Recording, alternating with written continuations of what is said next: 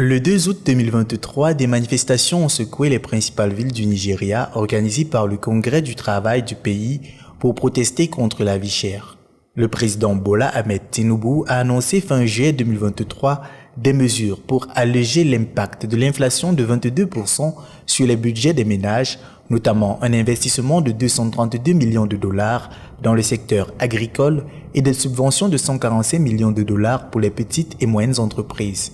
Malgré ces mesures, les manifestants réclament un salaire minimum de 200 000 naira et la baisse du coût du carburant, alors que le transport représente désormais 70% des dépenses des ménages. La fin des subventions sur les carburants au Nigeria, l'une des principales promesses électorales du président Bola Ahmed Tinubu, pourrait permettre au pays d'économiser environ 9,2 millions de dollars par an. Ces manifestations font suite à un appel à la marche lancé le 1er août 2023 par la principale centrale syndicale du Nigeria.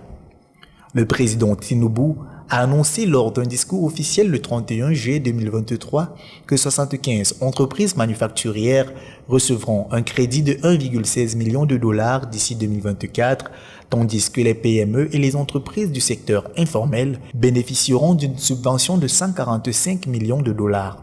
En ce qui concerne l'agriculture, le président a déclaré que 232 millions de dollars seront investis. Le Nigeria fait face à une inflation persistante de 22% depuis 2022. Pour lutter contre la hausse des prix des denrées alimentaires, le dirigeant du pays, Bola Ahmed Tinubu, a proposé la livraison de 200 000 tonnes métriques de céréales aux ménages dans tout le pays. Cette mesure vise à stabiliser les prix et à aider les populations à se nourrir correctement.